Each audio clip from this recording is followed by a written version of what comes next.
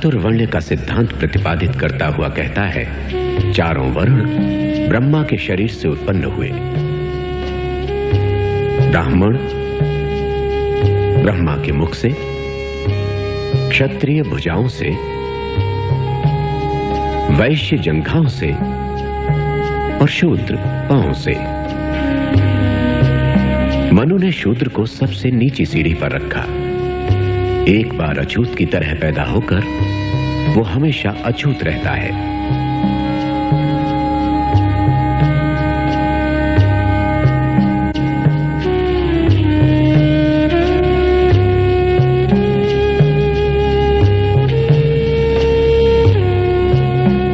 मरे हुए पशुओं को ढोने और उनका मांस खाने से लेकर रास्ते पर चलने की मनाही तक अछूत हमेशा समाज से काट कर रखे गए।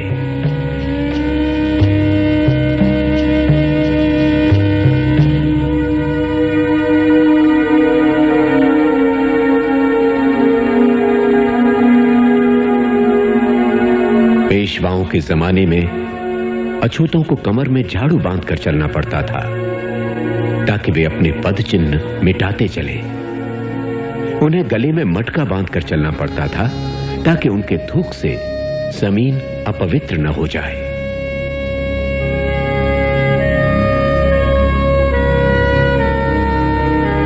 ये गुलामी रोमन साम्राज्य की गुलामी से भी बदतर थी और अमेरिकी नीग्रो और जर्मनी के यहूदियों के साथ जो किया गया उससे ज्यादा क्रूर। ऐसा कब तक चलता रहेगा? कब तक? मंदिर में क्यों घुसा? शरण लेने के लिए। कल रात बहुत बारिश हो रही थी। तूने मंदिर को भ्रष्ट किया है। ये अपवित्र छाया मूर्ति पर पड़ी। गंदे नीच कमीने, अधम अछूत कहीं के अपने आप को अम्बेडकर समझता है।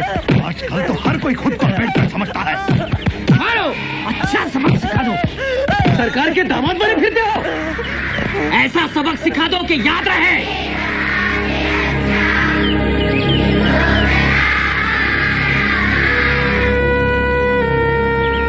गौतम मोहन का बदला दलित एकता जिंदाबाद, दलित एकता जिंदाबाद। गौतम मोहन का बदला गौतम मोहन का बदला गौतम मोहन का बदला। घेरे को पार न करे, इसके पार जाना मना है। गौतम मोहन का बदला। कृपया शांति बनाए रखें।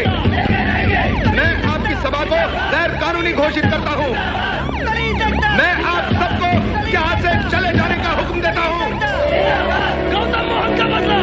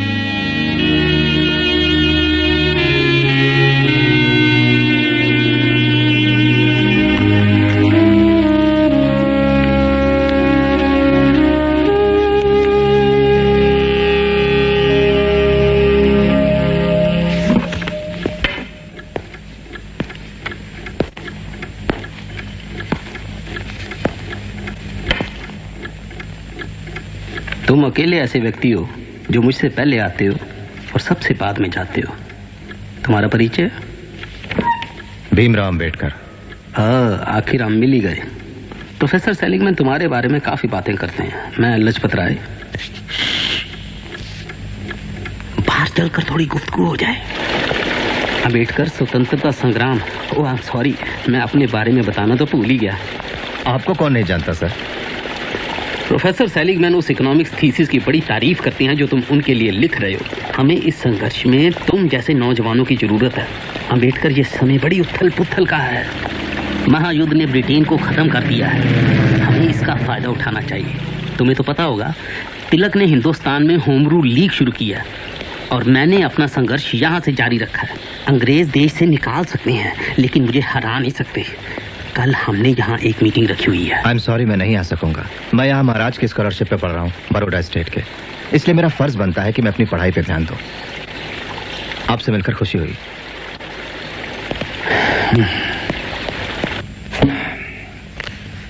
तुमने अक्सर मुझे ये कहते सुना होगा कि पढ़ाई का मकसद सिर्फ दुनिया को समझना नहीं, उसे बदलना भी है ना? मुझे ही देखो, मैं पढ़ाता हूँ, किताबें भी लिखता हूँ, लेकिन मैं निग्रो अर्बन लीग का एक संस्थापक भी हूँ। मैं जानता हूँ सर। मुझे गलत मत समझना, मुझे तुम्हारी पढ़ाई से शिकायत नहीं। तुम मेरे सबसे अच्छे स्टूडेंट हो। आओ चले। मुझे अफसोस है अंबेडकर, अफसोस ये है कि तुम अपने देश की आजादी के लिए चल रही राजनीतिक गतिविधियों में हिस्सा नहीं लेते। मैं अमेरिका पढ़ने आया हूँ, न कि लाजपत राय जी की होम रूल लीग में शामिल होने। आप अगर यही कहना चाहते हैं सर, तो मुझे अपनी जिम्मेदारियों का पता है। जरूर पता होगा, मेरा उससे कोई लेना देना नहीं। I am sorry. मानव विज्ञान थीसिस का तुम्हारा विषय क्या है? हिंदुस्तान की जातियां, उनकी व्युत्पत्ति, फैलाव और रीति रिवाज। हाँ, अपना पेपर कब पेश करोगे? अगले बुधवार को sir. Good luck to you. Thank you sir. एक बात बताओ, कल रात तुम्हारी बात सुनकर मुझे नींद नहीं आई। ये बहुत ही अजीब बात है, मुझे तो विश्वास नहीं होता। क्या सच में छूना भी मना है? ये तो कुछ भी नहीं, तुम्हें आजादी तो है कम से कम। क्या बात कर रहे हो? हाँ, इसे आजादी कहते हैं? बातें कम करो, पूरा काम 2 घंटे में खत्म करना है, जल्दी करो। बिग तुम्हारे लिए 14वां संविधान सुधार तो है? संशोधन सिर्फ कागजों पर है। तुम तो हिंदुस्तानी होते हुए भी कोलंबिया यूनिवर्सिटी में पढ़ सकते हो, लेकिन मैं अमेरिकन होते हुए भी वहां नहीं पढ़ सकता, चाहे मुझ में कितना भी हुनर, कितनी भी काबिलियत क्यों ना हो। देखो, ये संविधान सिर्फ कागजों पर ही अच्छा लगता है। असलियत में काला आदमी काला होता है और गोरा गोरा, और दोनों कभी एक नहीं हो सकते। तो तुम रडियार्ड किपलिंग पढ़ते हो? क्या किताबें सिर्फ तुम ही पढ़ते हो? अरे काले निगरो, मैं तुम्हें सबक सिखाऊंगा। मैंने कुछ नहीं किया। अगर तुमने किसी गोरी औरत की तरफ आंख उठाकर भी देखा तो मैं तुम्हें मार डालूंगा। मारो, उस लड़की को मैंने नहीं छेड़ा। मक्कार, मैं तुम्हारी आंखें फोड़ डालूंगा। तुम समझते क्या हो अपने आप को? काले निकम्मे, चल भाग यहाँ से, निकल यहाँ से, दफा हो जा, चल भाग। मनु का कहना है शूद्र का एकमात्र धर्म है ब्राह्मण, क्षत्रिय, वैश्य, इनकी विनीत भाव से सेवा करना। शूद्र को धन जमा करने का अधिकार नहीं है, भले ही वो इसके लिए सक्षम हो, क्योंकि शूद्र के धन जमा करने से अन्य जातियों को दुख पहुंचता है। श्यामू जी, दे दो उसको, पैसे ले लो जी।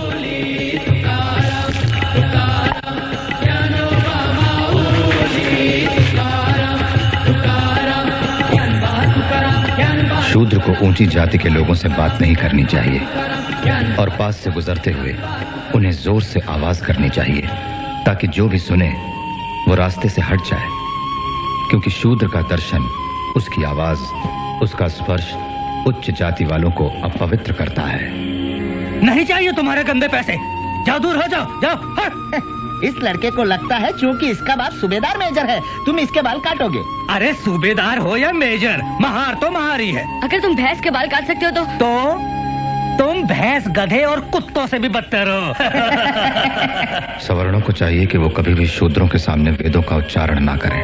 अगर कोई शूद्र वेदों को सुन लेता है तो उसके कानों में शीशा पिघलाकर डलवा देना चाहिए। अगर वे वेद का उच्चारण करते हैं तो उनकी जिह्वा काट देनी चाहिए।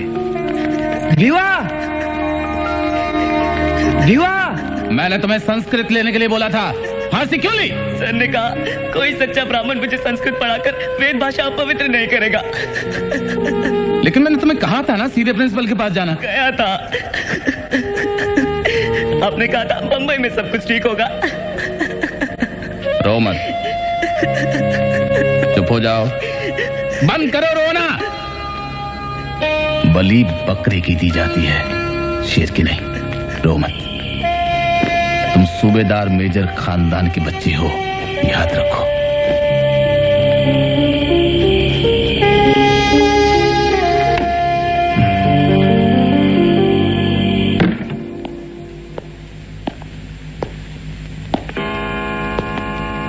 अपना पेपर पढ़ने से पहले मैं धन्यवाद करूंगा प्रोफेसर गोल्डन वाइसर का। Thank you sir.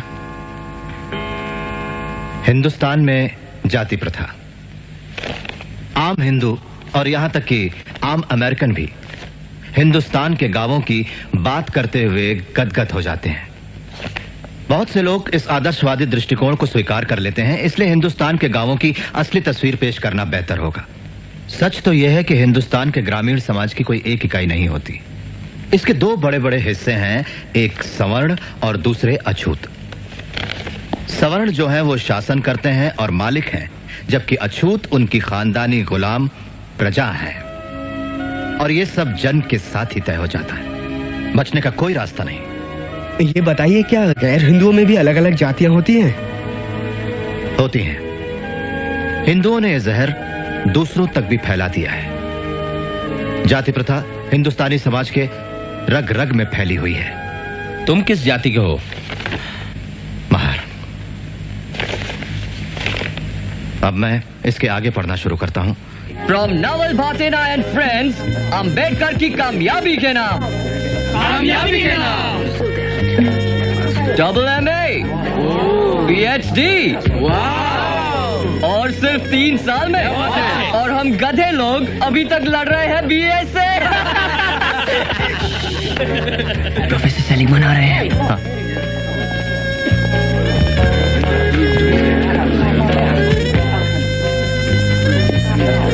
Sir, Ambedkar professor web के लिए खत देने आया था। आपने क्या तकलीफ की? तुम्हारा क्लास कहाँ है? मैं नहीं पीता sir. Such a nice boy. तुम्हारी थीसिस पूरी हो जाए तो मुझे जरूर बताना। प्रस्तावना मैं लिख रहा हूँ, ये मत भूलना। नहीं तो किसी लंदन वाले को पकड़ लोगे।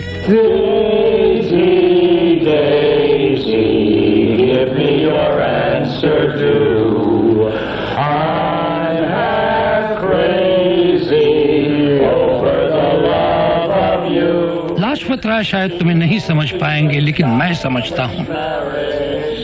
तुम्हारी लड़ाई उनकी लड़ाई से बहुत मुश्किल है। Goodbye, good luck.